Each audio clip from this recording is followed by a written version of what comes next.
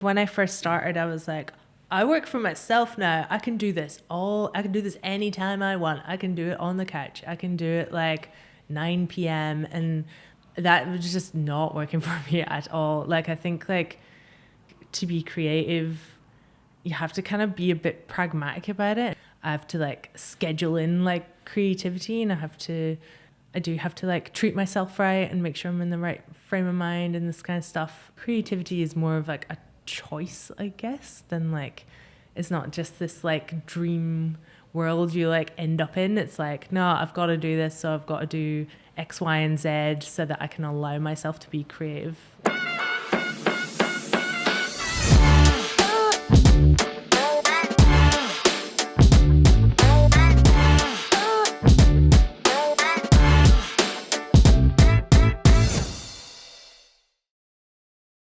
When speaking with Wanissa, one of the takeaways was that like recognize that when you create art is for you and design is for them, and you have to keep that separate and appreciate that for what it is. I mean, not all design. I guess there's going to be some design where there's going to be a meshing of more artistic type components. Yeah. But essentially, if you're going to be if you're designing, the best sort of design is going to be invisible. Yeah. Right? So it's not going to be jarring, whereas like art is there to elicit something. Yeah. I guess it's like, I don't know, it's less about, like design is kind of collaboration with the client though, isn't it? Like a little bit. Of course. I mean, you've got a brief. Yeah. Do you ever like push back on things and you're like... A lot. All the time. All the time. Yeah, I feel like you have to. You got to. Yeah. And there's also trying to understand the personalities that you're dealing with. Yeah. That's the thing that's like, I like having candid conversations, and sometimes you can't because you're dealing with personalities, and sometimes that they don't want the pushback. Sometimes they just want you to create and develop something that they see as the vision. But if it doesn't align with the goal that you're trying to achieve from the brief, then you have to try to see how you can navigate that conversation and do it in a way that then makes them think that it was their idea. Yeah, totally. I've heard that. Yeah, I think that's like a really good skill though, because I mean, personally, I find it really hard to push back on a client. I'll be like, I'll do whatever you want. And then I think I've found it a little bit easier as I've like gone along. But I feel like that's such a skill with design, because I feel like people have such a idea in their head of like what they want when they get a designer to do things. Yeah. They have an idea, a visual idea, and they have a brief.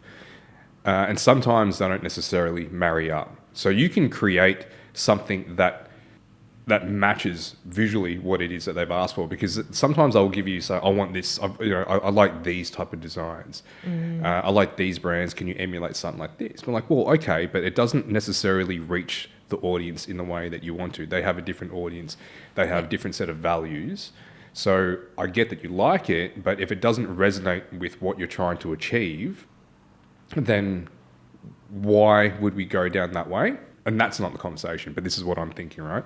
And there've been times when I've just totally bumped heads with the client, and to a fault where like I've pushed back so hard that it caused friction. And that was just a poor way of navigating that relationship.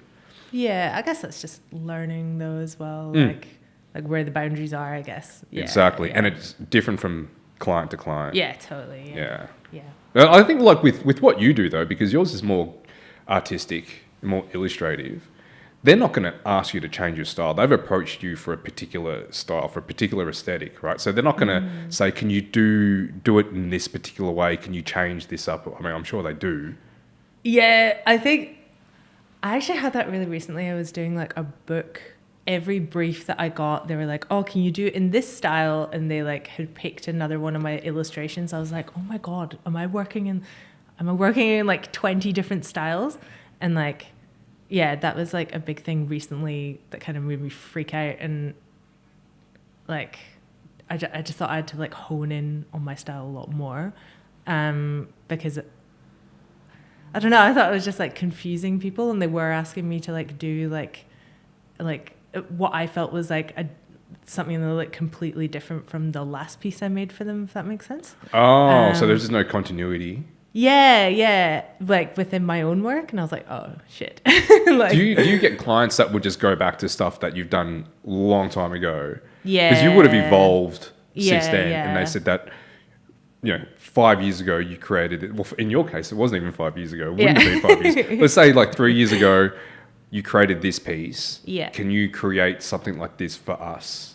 Yeah, that happens all the time. Yeah, I think that just means I need to like revamp my website and put some new stuff up on there. But yeah, I've had people like, I feel like if you get like friends or friends of friends to, if they want to commission you for something, a lot of the time it's just like, oh, you're creative, like you can replicate this other person's style and not necessarily your own. So I think like I've slowly learned that like I don't really want to do those kind of things anymore. It's best if like we just keep this as friends kind of thing and not like working partners, because I feel like that's where I would butt heads with people and be like, oh, like I don't really work in this style of, like, you want like a Picasso type painting and I don't really do that just because I'm creative, like I know exactly what you mean. And I think that like when very early on in someone's career, they will be taking in all inspiration from all illustrators or designers, whatever industry that they're in. Yeah. And they'll try to then form their own style, whether by design or just by accident, that you will naturally gravitate towards something. But like very early on, if you're quite novice, you will say that, I can give that a go. I can try that particular style, because you probably dig it, but it might not necessarily be exactly what you want to do, but you're willing to give it a go. But then after a while, you're like, look, that's not for me. Like there's that particular aesthetic, it doesn't match with your technique. It doesn't match with, I guess, just like the ideas and how yours come together, because you have your style is pretty narrative, but you're able to like put a whole story into one little bit. So I would imagine for you, when someone says, can you just strip it right back? You're like, how? Because it relies heavily on having so much. There's a lot of like detail, and I really like having like, I like when someone doesn't notice everything in the first like viewing it's of hard it. to. Yeah, it's pretty hectic. There's a lot going on, but like, but I really enjoy that, and I really enjoy like working out the composition and making sure there's like a balance and all that kind of stuff. So I kind of have fallen into this style and I'm just kind of running with it. But so if I'm like trying to do like different like scenes at the moment and stuff like that, because I don't really like tend to do any like backgrounds or put anyone in like a situation like a street scene or anything. So I'm trying to figure out how to do that within the kind of parameters of my like compositional style, if that makes sense. But that's what I was saying about like how you will accidentally accidentally just find a style, right? And yours is because there is a lot happening, but it's also done in a way that it's cohesive, right? Because you've got all these little tiny elements, and what you were saying, like you won't necessarily identify everything in one go, because you see one piece, then you'll start seeing the layers behind like how it all works, and it feels like there is one story happening in each piece. Oh, that's good. So it's working. Yeah, cool. Yeah, I think having like this like a limited color palette like kind of ties everything together for me. So like I try to have like parameters like max 8 colors to like tie everything together, and like the same kind of shading all over it, or like texture and stuff, just because it can get a bit confusing for the viewer, I guess, if I don't have all that stuff in there. Yeah, maybe. But again, like I said, it just comes together as just one cohesive piece anyway. Yeah. Because you started, when I was saying that, like, you didn't have pieces 5 years ago. Yeah. Your journey started COVID. And you've managed just in this short amount of time to have developed the skills and to also create a style that's uniquely yours. And that's it's impressive, because that's something that like not many people, it takes some people a lifetime to be able to put together, to create something that is uniquely identifiable as theirs. So let's go back to, you're a photographer. You studied photography. Yeah, I wouldn't exactly call myself like a professional photographer, but I studied photography in like, I did a bit in college, and then I was only there for a few months and I was like, this is shit. I want to go to art school instead. Yeah. And then, so I studied at art school instead. Yeah, this photography class, which I also never finished. But yeah, I was there for a few years.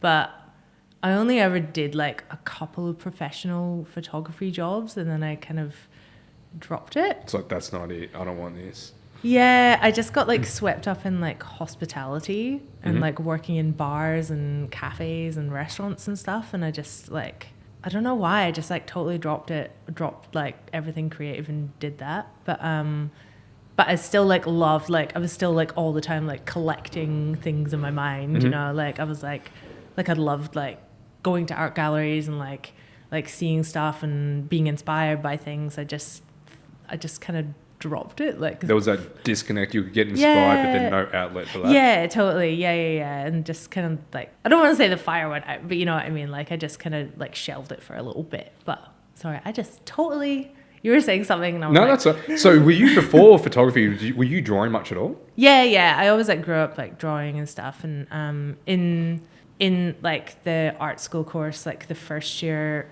was... It was kind of like a little bit like a mixed bag of like pick and mix of everything. So you got to do like a little sample of like painting and printmaking and drawing and blah, blah, blah.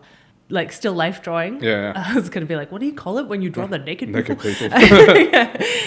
Naked people are. Yeah. So the first thing I actually picked was kind of a design-led course. It was called visual communication. But like it was like a dying course within school, and like had no funding. We only had like a teacher like once every 3 weeks and stuff like that, and it was just like, it was pretty shit. So I was like, I don't want to do this anymore. So I'll do like the next like adjacent thing, which was back to photography, because I was like, oh, I do love photography, and like I did love it, but it was like I was still like drawing and probably taking more photographs, to be honest. But I was actually, when I was thinking about this conversation, and looking at your work, and when I was saying about the composition, and I thought was that like one component that's really underestimated when it comes to art, illustrations, or and photography as well, is the composition, and how that is such an underestimated skill that people have in those realms. Like you are able to, when you illustrate, you create a composition. And I wonder whether or not that was something inherent from your photography days, and whether or not that was something that attracted you to photography. Because so many people think they can take a good photo. Yeah. Right? Until you look at it and something's not right about it. Sure, they've got equipment that can snap an aesthetically pleasing shot. The composition's not there. Right? There's something about capturing it in a way that frames it beautifully. That is probably the best part. That's the most important part of the photo, and it's the hardest thing to be able to achieve. So I'm just wondering, and I didn't even draw the connection that you once did, you studied photography, but then I'm thinking whether or not that was something that you just accidentally inherited across. Yeah, I've totally thought that, because like obviously there's like the rule of thirds, like everyone kind of knows that one, and like, so it's always kind of been in the back of my mind that like, oh, I need balance, and if this big element's over here, then I need something like, say it's yellow, I need something yellow over there to like balance it, and like I need something like a curvature to balance out this curvature over here, stuff like that. So like it is kind of always in the back of my mind, I think, because I did pick that up from photography. That's so it was definitely useful doing photography, I reckon. Yeah, I think there's probably other things as well, like definitely like I love coloring, and it's probably like actually is hands down like my favorite part of the process, and just like choosing a new color palette, and like with photography as well, like there's so many ways you can like like have contrast and like tone your image and stuff like that, you know, so, and use like, you know, lighting and stuff. So yeah, I think that definitely helped what I'm doing now as well. I think there's so many ways that you can take inspiration from another medium and then bring it into your craft. Like that was the idea behind all this, right? Like as a designer, I don't know many designers, and it wasn't anything that occurred to me until I thought about doing this podcast. And I'm like, I need to get some designers on. I was like, fuck, I don't really know many. I know a lot of other creative people, and I've also then it got me thinking, when I'm creating work, whatever it may be, what inspires that? I listen to a lot of music, and I have to have particular sounds, I guess, to help elicit whatever it is I'm trying to get out of this piece that I'm creating, this design. And I'm thinking like, so music is a big part of that process. Movies as well. Anything that kind of like that elicits emotion. And that's probably why I just don't really resonate with other designers, other designs, because it's just meant to be a little bit more objective and I guess just like I was saying, more invisible. Yeah. But when people are creating art, then you have all these different all these different artistic disciplines that you can take inspirations and then take an ingredient from there, and then seeing how it could apply to your particular discipline. So it worked in your favour to be able to, you know, parlaying between the two, from photography to illustration. I think I know how you're just saying like you probably don't get a lot of inspiration from other designers because you're kind of doing your own thing, but I feel like I've always had like a bit of a crush on like graphic design. I've never really been able to like do it, but I have like a keen interest in like typography and like how like layout and that kind of stuff, and like just the use of color. So I'm just like, even though I feel like I can't do it, like I like to like dabble in it and like play in it a little bit. And I think like playing in other, would you call it a medium? I don't know, but like playing in other things, you can like discipline. Yeah, I guess so. You can still like pick stuff up and like use it in your own thing. I wonder how that'll translate though. You know, with I reckon it'll work well, because like again, a big part of your work is composition, right? It's understanding relationship of scale as well. Yeah. So all of these are design principles that you work with. Yeah. I think it's just the kerning thing that I can't do. So specifically with typography? Yeah. That's just guesswork. Is it? Do you think so? Yeah, if it doesn't look right, adjust it. Oh man, yeah. I thought it was like a science. I'm sure there is, and look, if like legit typographers they'll have something to say about that. It's like it's not fucking guesswork. Because isn't it like there's like, say between like an S and a U or something, there's like this space in between. Of course there's that. There's going to be some rules of thumb, but yeah. But I guess if you're like so attuned and you see it by eye and like you just develop an eye for it. Yeah. But you know, there are right ways and wrong ways to go about it. But I think that with design, that there's also an element of having to do things different as well. Like you need to break away from the norm. So let's just say if, you know, in typography specifically, if you were to get the kerning wrong, it could also be intentional. It could be intentional just to be jarring. Yeah, in that true. way. Yeah. If you have a look at some of the trends these days, you know, like a lot of the 90s throwback with the typography, how they use variable widths as well. Yeah. In the font. So that is done in a way to, I guess, just to grab attention. Yeah. In a way that is different to having things consistent. So there are different things that you can do with typography specifically. And essentially, at the end of the day, typography is just shapes. Right? Yeah. Is using shapes to communicate something. Yeah, true. Yeah, I guess I've never really thought about it that way, but I don't know. Use it. Why don't you don't use much typography? No, I've done like a few posters and stuff, but I don't know. I'd like to more, but I really want to start like, this is just totally going back to what you're talking about photography and not typography, but like I want to draw, like incorporate like illustrations on like photography a little bit. Okay. And yeah, and maybe a little bit in like use a bit more design in my work, if that makes sense as well, like typography kind of stuff. But I just don't feel confident enough in it. I'd like to do like a course or something. But yeah, definitely like draw like mashing a few things together would be quite fun. I think photography and illustration. Have you tried much script writing at all?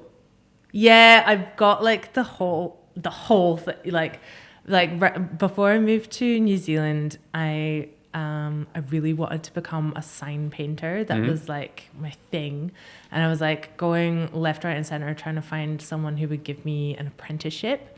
And like literally like 2 days before I like left the country, this like really cool old guy, he did all the like, he'd been doing all the signs in like Edinburgh for like the last like 40 years or something. And he calls me up and he's like, "Oh, Lynn, I've got some time. Do you want to come in and have an apprenticeship?" And I was like, "No, I'm leaving." Oh. And it's so shit. But yeah, I went to New Zealand and it just didn't have the same.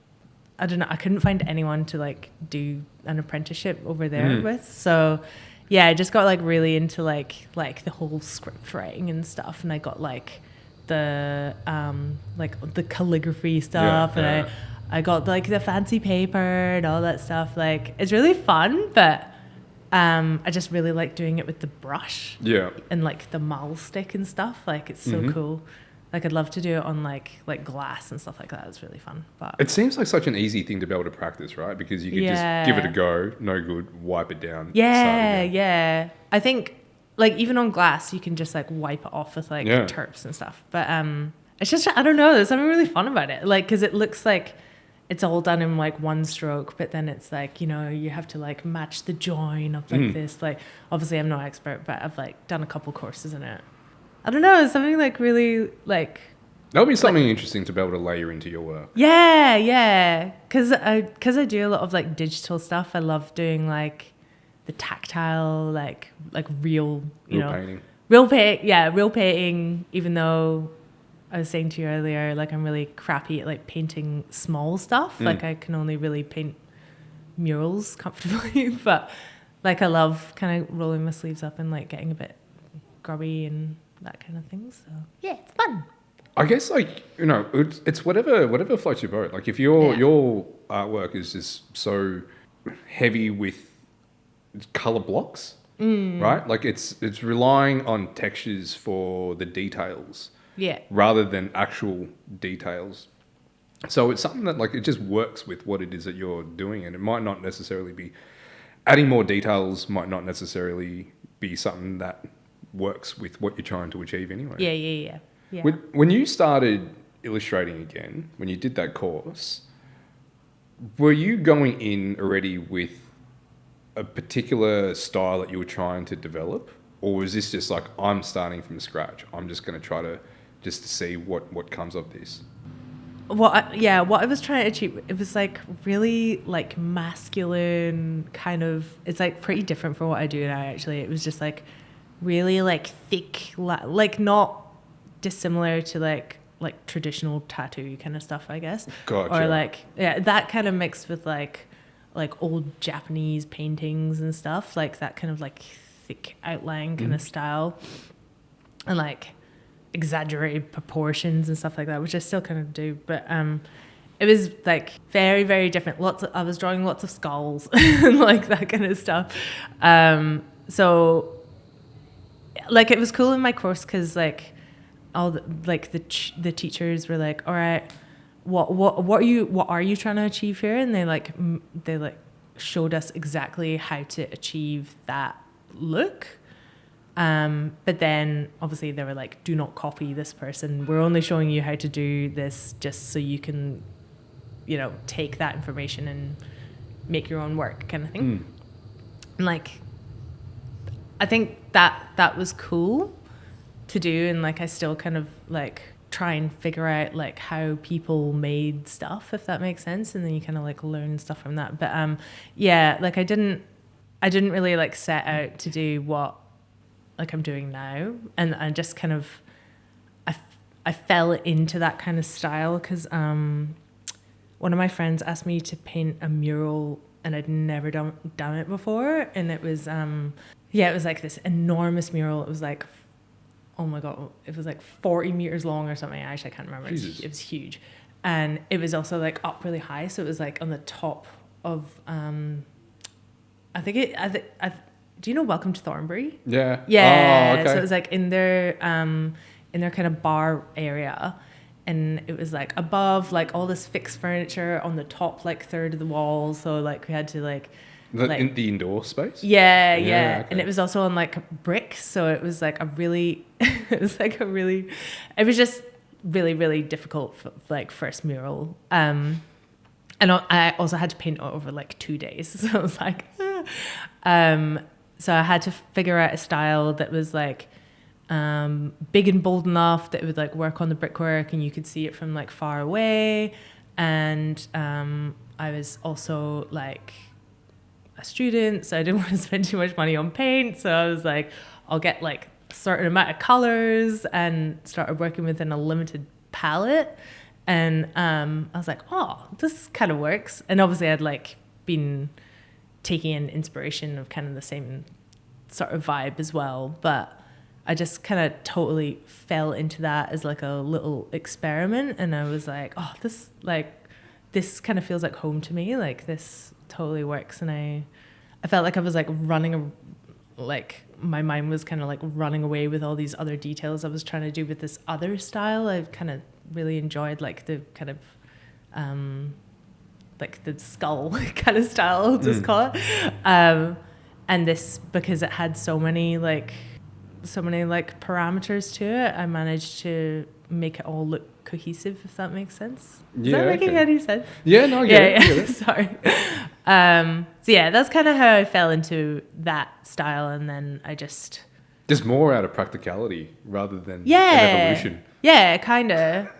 Yeah, and then I think I just really enjoyed it, and it just really worked. But because I'd done that first mural, that was like a really daunting thing. Then I started to like seek out like more mural jobs, and that style really lent itself to that. Just having that big kind of like block color, again like limited color palettes, so you're not like spending heaps on paint and that kind of stuff. So and then how long ago was that? That Welcome to Thornbury one. When I did that mural, that was probably like 6 years ago. So that was when I was studying. Yeah, okay. So then did you just ditch the style that you were trying to develop at the time? Yeah, I think so. Yeah, I think so. But I was still like going through my course. So you still had to, you kind of had to change your style for like each like illustration brief we got in my illustration course. Okay. Just because you had to use like different mediums and stuff. Yeah, I was still like experimenting, but I really wanted to, basically like the style that I'd like discovered was like very digital heavy, and I could get all the finishes that I wanted using like Procreate, but our teachers were like, no, you have to use traditional mediums, you're not allowed to. So I was trying to replicate it in like paint and gouache and all this kind of stuff, and like paper cuts, and I just but I was still getting like too carried away in the details, if that makes sense. So it took me a while to like hone it down, and I just thought it was like too simple at that stage to like look good. So you just like keep working, keep adding stuff, and because you're like, this will make it better.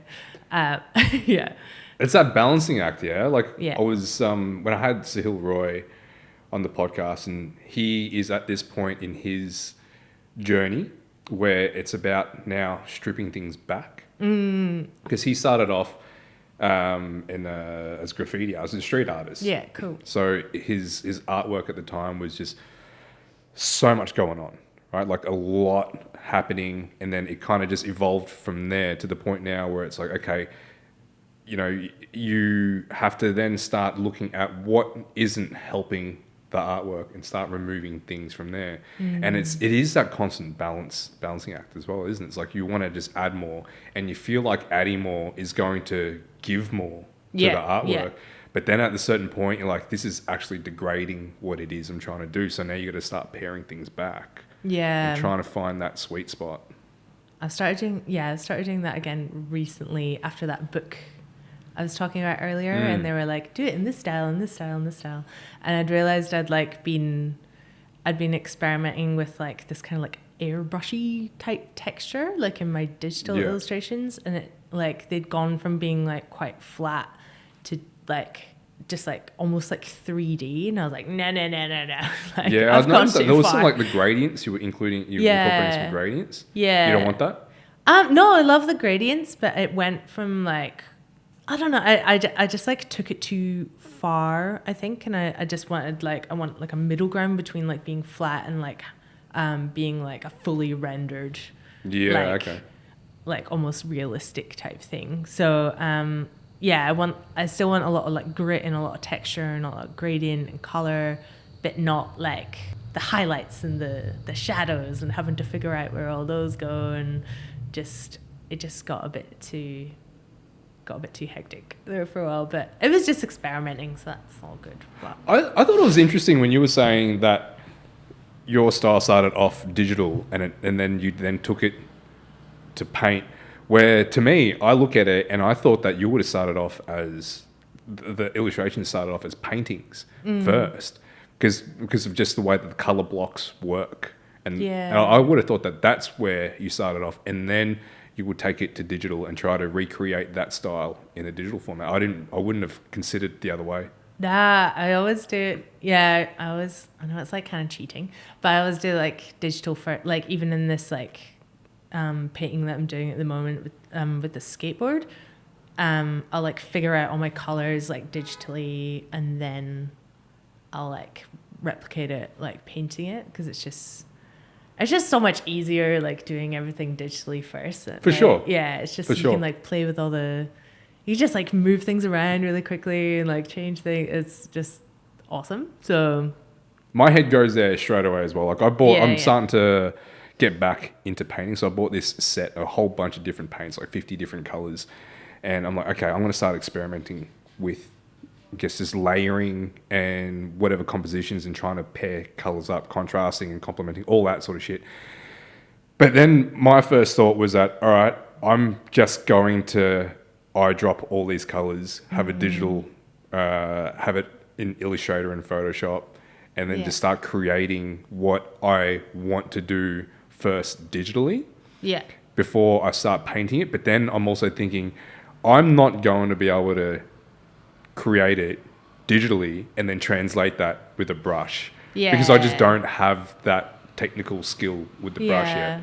So I'm going between digital and brush and brush and digital, and they're just not marrying up. They're just not. Like, it can be like frustrating, right, when you can't like replicate it exactly like what it looks like digitally. Of course, and I've just got to let that go. It's just something that I'm not right now not able to achieve, because I've got to just appreciate them as two different mediums. I think there's something like cool about having like the wonkiness, and like, you know, it's been handmade, and you can see like specks of color here that aren't maybe meant to be there, and like, you know, if you've got like a brush and it's got like one of the little like brushy bits is going out here. I know. I had to like cut mine down yesterday because it was like pissing me off, and then I was like, oh, just leave it there. I'll just leave it there, because then someone knows I've made it by hand. But like if I look at other people's like paintings, I love those details, but then in my own, I'm like, no, it's got to be perfect, and you just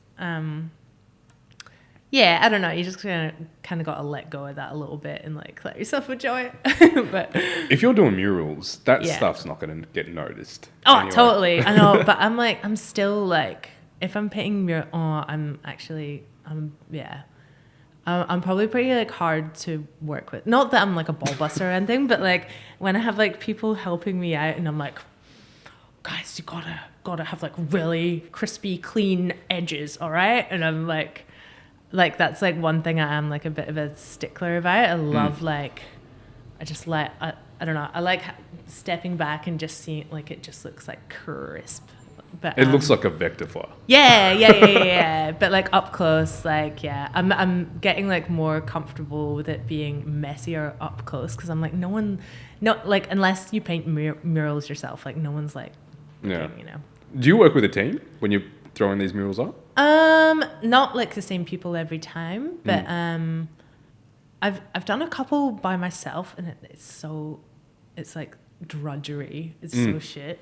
Like, because it's just lonely, and you know, it's just like you get people from the public like coming up to you, and that's gorgeous, and people will be like, "Oh, you missed the spot," or like, but some people actually.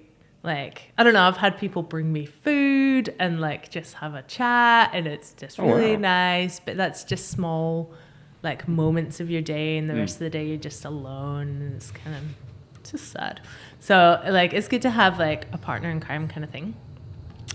So yeah, I've definitely got like people that I call on to help me when I do have a mural opportunity. Like I found my girls, like they're all like female artists as well, so yeah, and like I really trust them, and they know like the way I work, and like they know that I need my crispy lines, and so so yeah. But yeah, I think like definitely working with other people when you're doing like, because it's a huge job, like it's just so daunting, and you need other people to help you out. It's hours and hours and hours. Yeah. Within a short time frame as well, right? They expect you to do like this days. much work.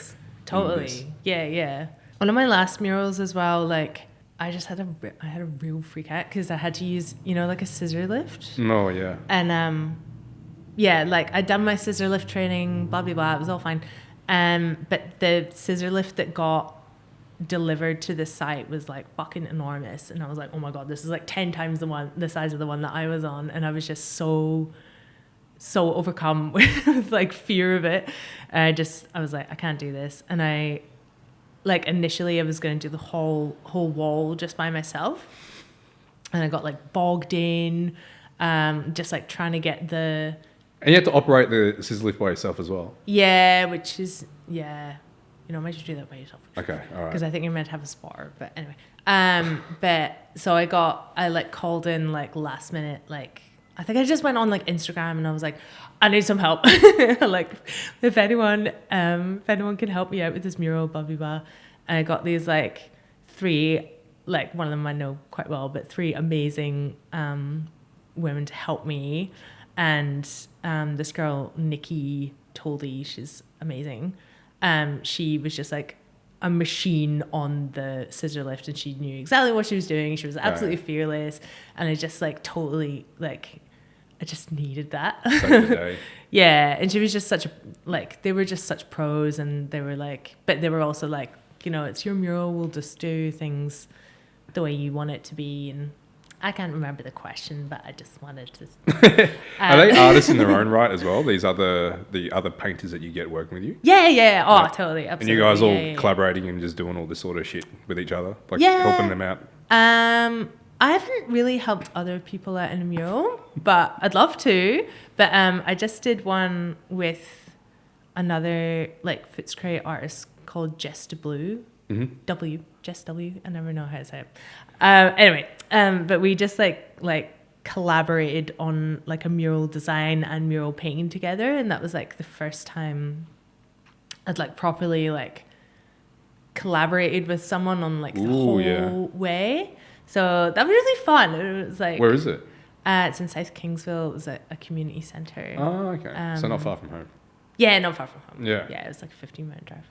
So yeah, so that was like pretty challenging for me as a control freak to kind of let go of like me just taking over, if that makes sense.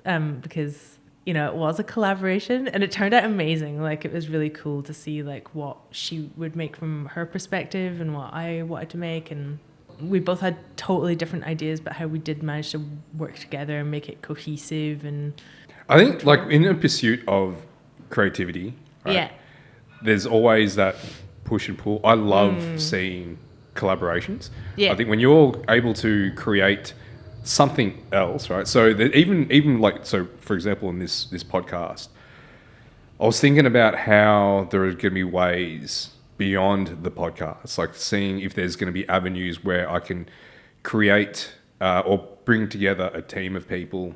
Yeah, so what I call creative convergence. So it's a matter of seeing that, you have this artist that brings in this element and this discipline, and other artists, and they could be very contrasting in the values and their styles, but then put them together and seeing that middle bit, like where can they come together and create this whole new realm. Yeah. And and to your point, there is a lot involved. That's not just a matter of getting them in the same room and making some magic. There is a bit of push and pull. There is going to be potentially some friction in personalities. There's definitely creative differences as well. So did you have any of that? Did you have any of that friction, or where were the points where you had to give and take?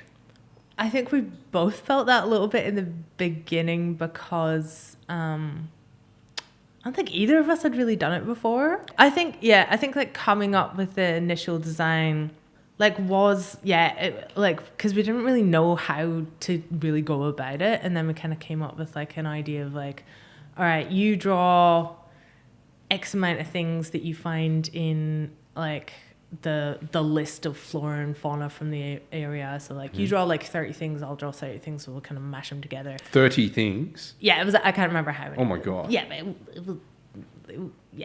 but it was a bunch. Yeah, it was a bunch. I don't know if it was like that much, but I think in the beginning, maybe like when we were trying to put them all together, there was some more used from like one's pile than the other pile, and it wasn't like like an equal thing, I guess. But then that was addressed, and we kind of got over that and just did it. But do you just kind of have to let go a little bit, if that makes sense? Like, yeah, I mean, if you're going to allow something else in, you're going to have to let go of something entirely. Yeah, right? Like, and I think you're going to make room for something. Yeah. And I think I'm like so well aware of like how much a control freak I am that I was just 100% aware of it. So I was like, I'm just gonna try and not cause any friction, if that makes sense. So it was probably even just for you just to go in there and just giving yourself an opportunity just to relinquish some control. Yes. Yeah. And just be like, you know what? I know I've recognized that I maybe a little bit too much control over some situations. So I want to see if I'm able to then put myself in a position where I just have no choice but just to let go of it. Yeah. And it ended up really cool. And we came to like a resolution of, we both felt that our stuff was like, what we had drawn was like represented equally, and we both got we both got a wall each to paint pretty much as well. So we like collaborated on the painting of both of them. Like Jess kind of focused on one over here, and I kind of focused on one over here. So, and then we would kind of swap over and then do the work in their style. Yeah. Oh, really? Yeah. Okay. So, like she does like different like textures in her stuff, and like there was days I was just there by myself, and I was like, I'm gonna bang out this wall. So I was like trying to like replicate all her textures, and she was kind of doing the same with mine as well. So like, yeah, it was cool. Like, how did it make you feel when looking at someone trying to replicate your work? You're like, oh, mine's way easier. Mine's just like, as long as it's crisp, I don't care. But yeah, no, it was fun. Yeah, I mean, like you just even find artists that contrast, like just very distinct, very, very much separated from yours, just to see how that marries up. Yeah. Even like with what you were saying about wanting to paint over photos, it could just be a matter of like finding a photographer. Yeah. And getting them to see, whatever style it is that they bring and how you can marry up yours. Yeah, true. Into it as well. Yeah, it's a really good idea. Do that. There's so many things. That's the thing. Like it's just a matter of just having that opportunity just to experiment, and like what you've done. Like you just have to give yourself an opportunity and just throw yourself into something, just to see where it goes. Because if not for COVID, and if not for wanting to take that leap, and well, actually, was it COVID that was the catalyst for getting back into illustrating? Not getting back into illustrating, but like Yeah. So I was like on a working holiday visa here. And I came over from New Zealand and I was working in hospitality and I met my now partner, but my working holiday visa came to an end. So I was like, shit. Like, I'm in love now. I've got to come back somehow. So I came back on a student visa and, but I didn't want to do I just didn't want to do like your business or your, I don't know, whatever, waitressing, like kind of study courses, that's what they're called. And it's so expensive to be a foreign student over here, like an international student. That was like, I'm not going to waste money on something that I'm not interested in. Yeah. So that's when I got back into illustration. I chose to study illustration, but I was still like working in hospitality the whole time. And then, during COVID, like I didn't get the JobKeeper. Yeah. So like I just had to like I had to pay rent, I had to eat. So I had to just lock in and illustrate. Yeah, but I was doing these like really kind of crappy, well, they weren't crappy, but they just weren't like my style at the moment. I was doing these like family portraits on Etsy, like these personalized portraits. But there's just like so many revisions. Like people would be like, oh, my dog doesn't look like that. He's got different eyebrows.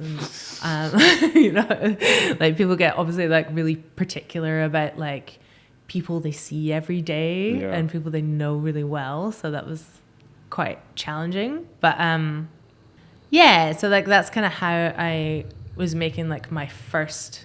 That's where it started. Yeah, I guess so. That was like where my first like paying clients were. And then like, I just kept on doing hospitality kind of when that started up again, like working in bars. Like the more and more I did my own stuff, I was like moving away from these portraits and actually getting like real clients and like in the style that I really wanted to be doing, which is my kind of current style. And that it just kind of got like, I was just working like more hours doing that than I was hospitality, and it just got like too much. Like I just like burnt out a bit and basically almost had a mental breakdown. It was like someone needs to give. So I just like so I like kind of quit hospitality like a couple of years ago, I think, and just focused on it from there. Dive straight in. Full time. Yeah. So it was kind of scary, but I don't know. You just gotta make it work. Like you just gotta. It's like that, isn't it? Once you make that decision, and I don't know whether or not anyone is actually fully prepared, because you don't know what you don't know. And I know that I remember that the second time I went freelance, so I've had stints, right? You can basically look at things broken into 3-year gaps. The first time I went freelance was because I quit my job, the job I had at the time, because it was awful, and I'd rather no job than that job. So I freelanced, and then I realized I don't want to freelance. And at this, I was maybe like mid-20s. Went back to full-time work, and while I was working there full-time, I was freelancing on the side and built up a few clients, and then I thought I want to jump into this full-time. So I did, but it wasn't sustainable the way I was doing it. So I don't know whether or not when anyone that goes into wanting to be a full-time creative, whether or not they fully grasp what they're getting themselves into. And there's just so much that they need to learn along the way. Totally. And I think like what for you, when you first did it, when you quit your jobs and you decided to go, what were some of the pitfalls, or what were some of the like, oh shit moments that you had? It's like, well, what am I doing? I've got a really big one. This is why I basically quit hospitality, was because I got offered this job. It was like an animation job, which I'd never done before.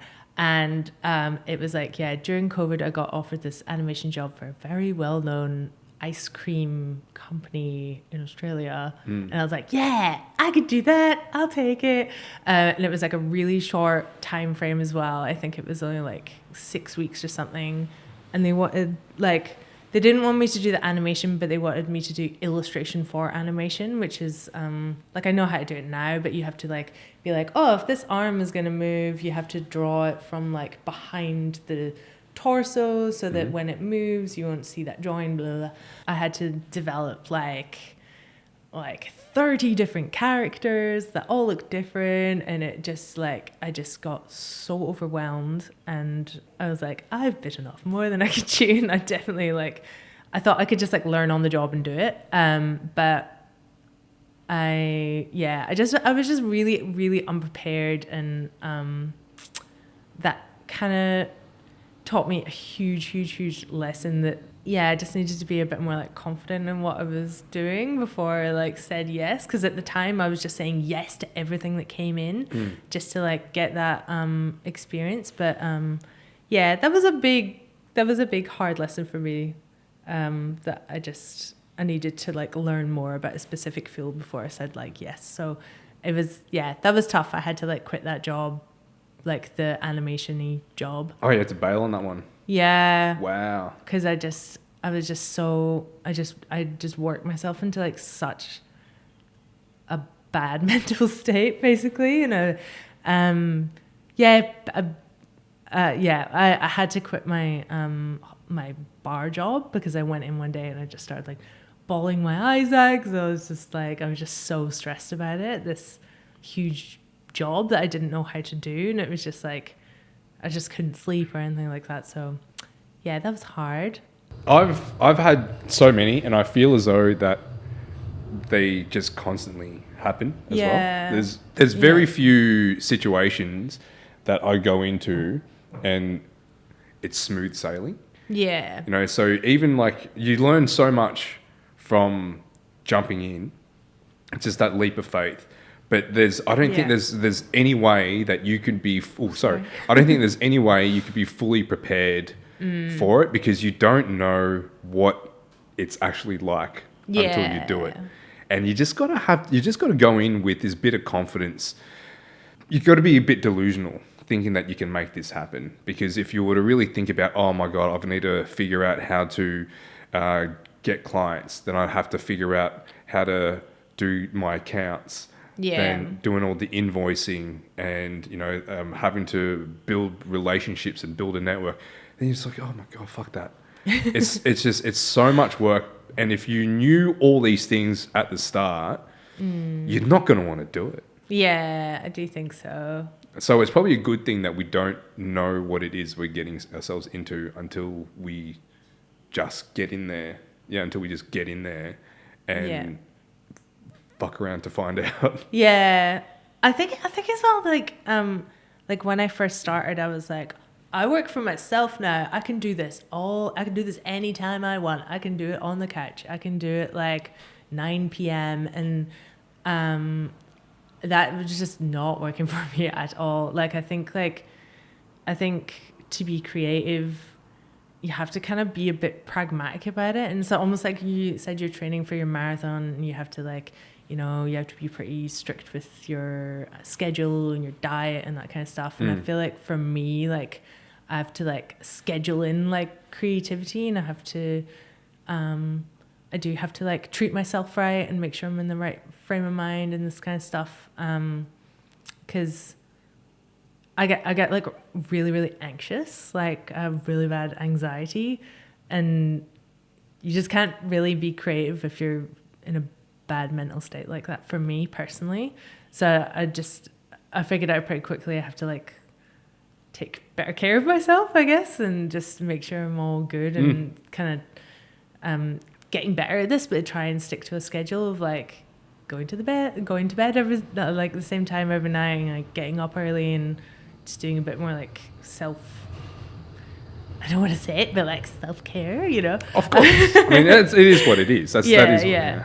But yeah, I think like sometimes like creativity is more of like a choice, I guess, than like it's not just this like dream world you like end up in. It's like, no, I've got to do this, so I've got to do X, Y, and Z so that I can allow myself to be creative, if that makes sense. Yeah, that's true. That's a good point.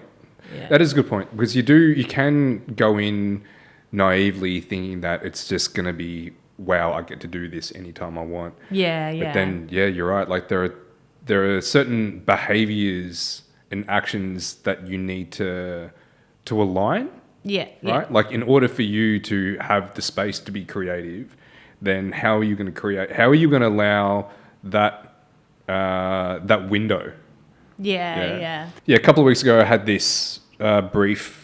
I was putting together a pitch for a logo design, and I was doing a bunch of recording, editing, and had another client work that I was doing as well. Yeah. So for me to sit down and to look at and to work on this particular brief, I only had like, pockets of half an hour, and I was just stressing the whole time. Every time, like, okay, I've got an opportunity to sit down. You got half an hour. Get into it. Yeah. I'm like, I can't fucking get my head into this. I can't, because all I'm already doing is thinking about having to finish this in 30 minutes just so I can get onto this next thing and finish that in 2 hours before I can get onto that thing. So it's just then trying to figure out, how do I arrange, or how do I conduct myself in a way that's going to be more conducive to getting the most out of the time that I have. Yeah. And that's a big part. And you're right. That's something that you don't really think about until you get thrown into it. And you're like, shit, I need to look at regimenting my schedules and how I operate.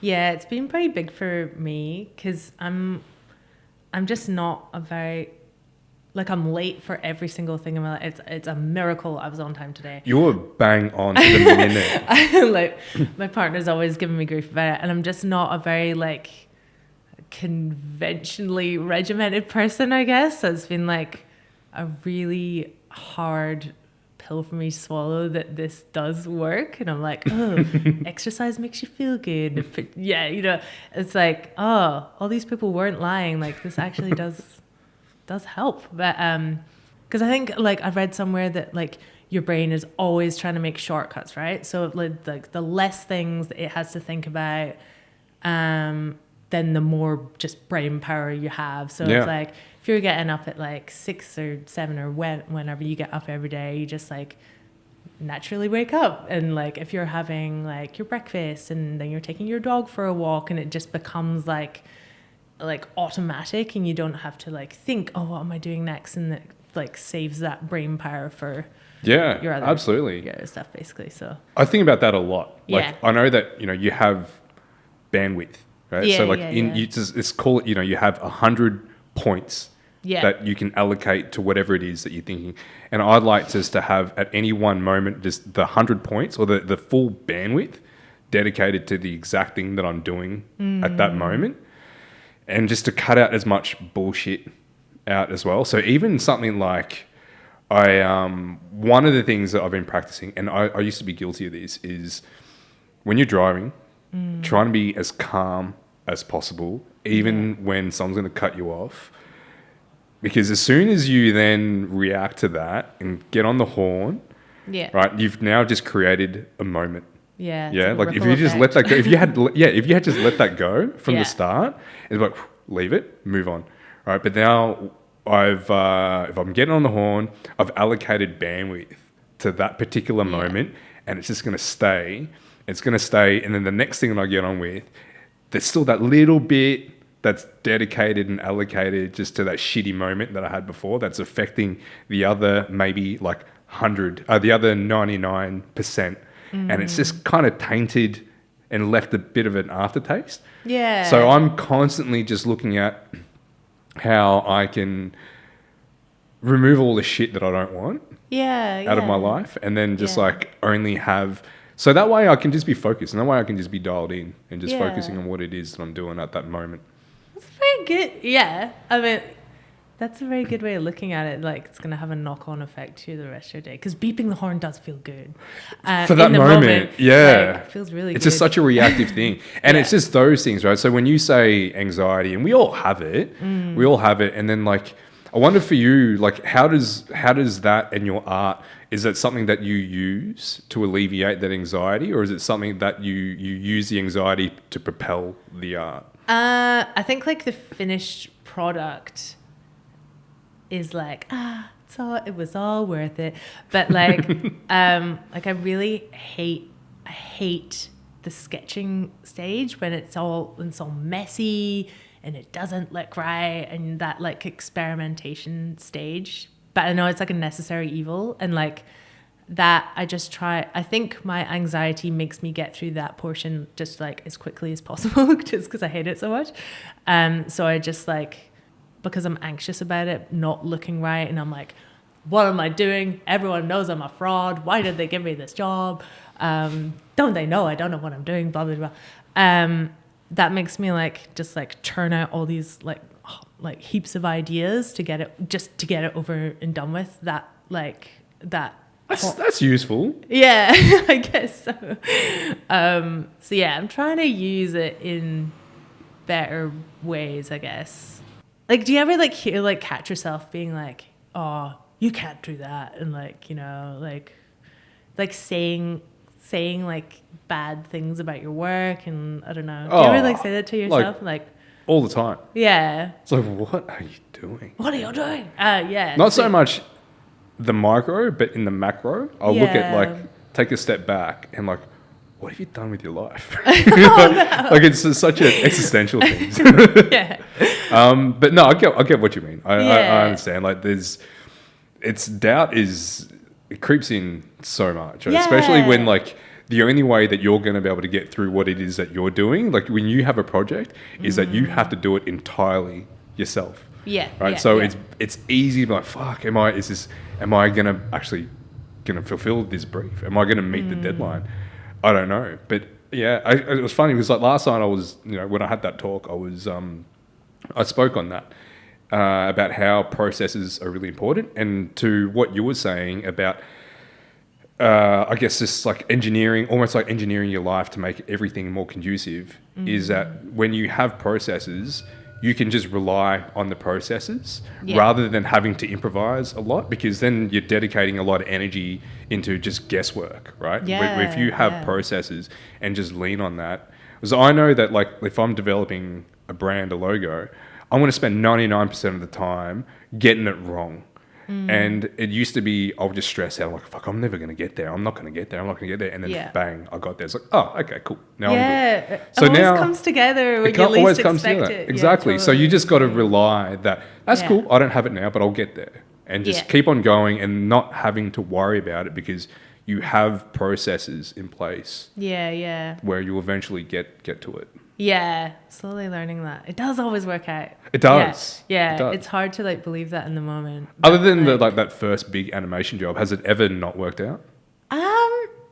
Nah, I don't think so. See? It does work out. I mean, like sometimes like I'm like, oh, that like I'm not like 100% happy with that or whatever, but like I still like resolved it, if that makes sense, when I felt like things would never click and it's just always going to be shit and I can't draw and I can't do this and what was I thinking?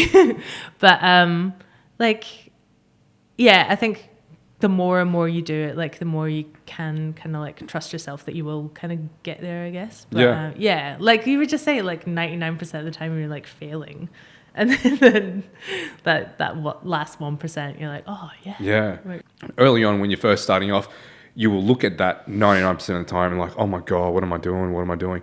But then the more times you're doing it and you're in those moments, you're like, it's okay, I got this. Yeah. It's fine. This is just part of it. Yeah. And that's like how, like, and then like the final outcome, you're never going to get there until you go through all of that. And then you can also then look at that from a micro level and then just blow it up and apply it to other areas of your life and just have this whole massive existential thing. Yeah. And be like, what the fuck am I doing? It's like, you'll get there. It'll click. I had like a thought like recently because like about that like kind of negative self-talk, like what are you doing? Because like, have you ever had like someone say to you like, oh, you can't do this? Like probably not, right? But like I have had a couple people like not believe in me or whatever, and I'm like, nah, fuck you, I am gonna do this, like I'll prove you wrong kind of thing.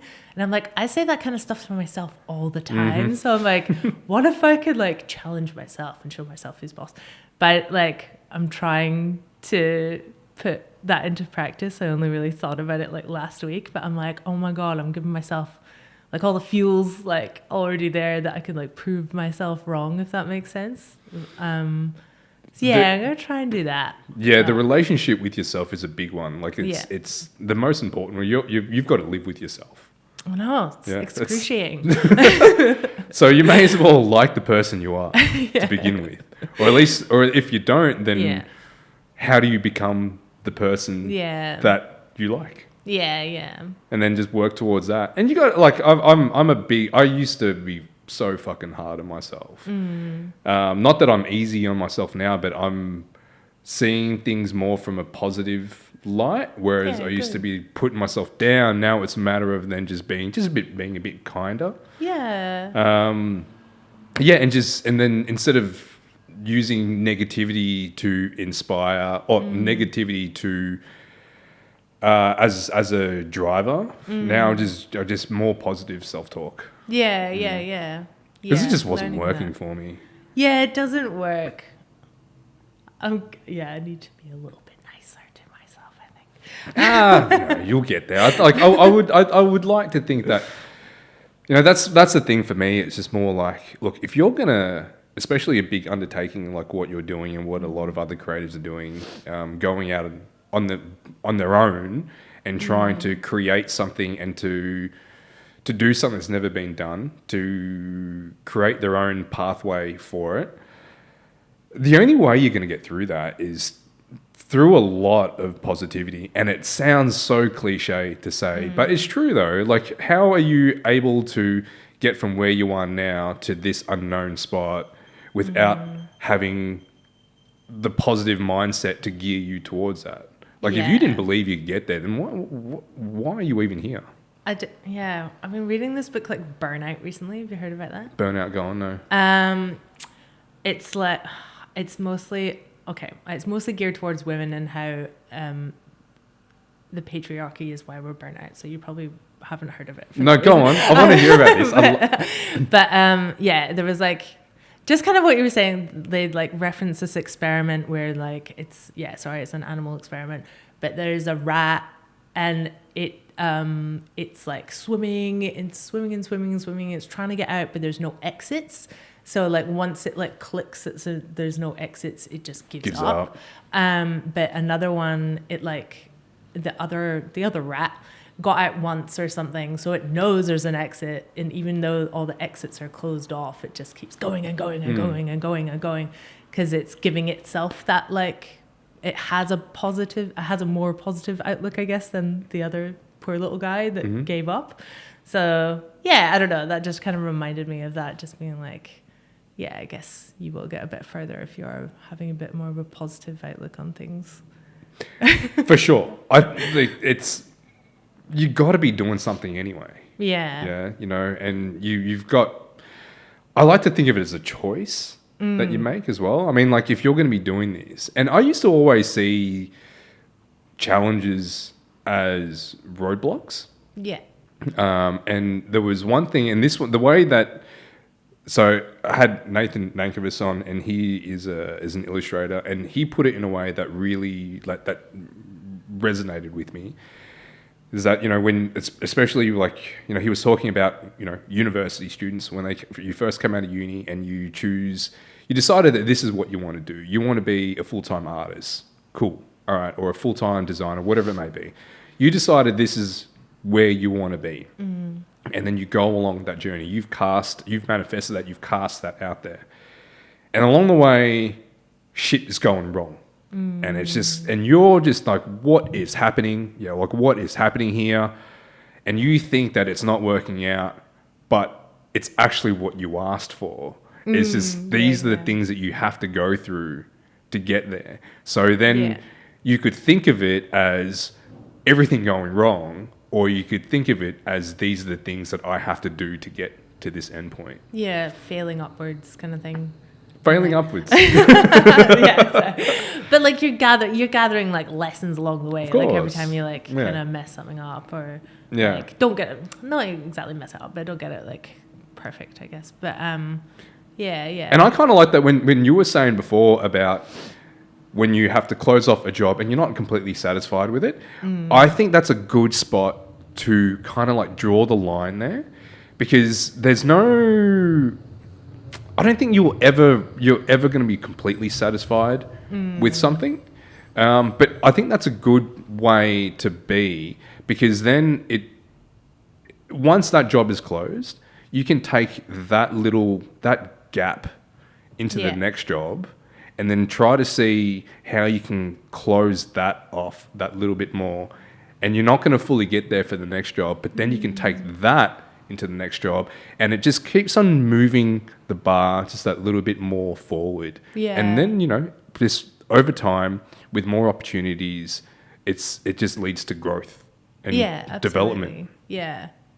And especially like figuring out like what that gap is and being like, what is the missing ingredient to this? Like, I've been trying to hone in on that as well. Just finding that like the last thing. I feel like as well when you like, you like finish something, you're like, it's done, everything's perfect. And then you'll wake up the next day and you just notice like, oh, that's not right, and blah, blah, blah.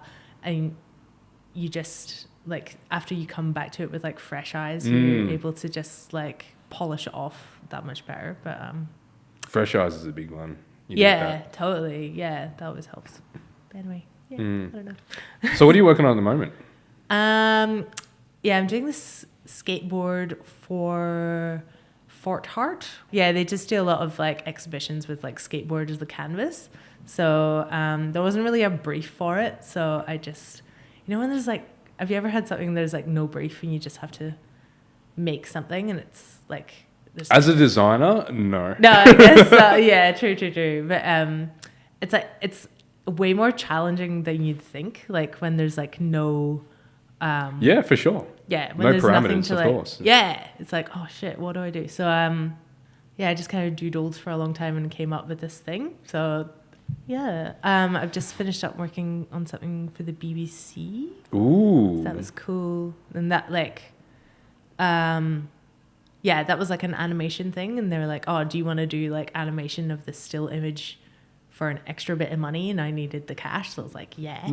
And I didn't like fully understand what I was doing, but like, that was fun. I just took that opportunity and like learned a bunch on that animation job, so that was fun. Awesome. So learning new stuff, I think. Awesome. People can find you on the gram. Yeah. Connect with you there. Check out your work. Yes. _ Lynn Bremner. Sorry. I think that's what you call it. Yeah. Lynn, thank you so much for the chat. Thank you. Thank you, Wayne. Thank you.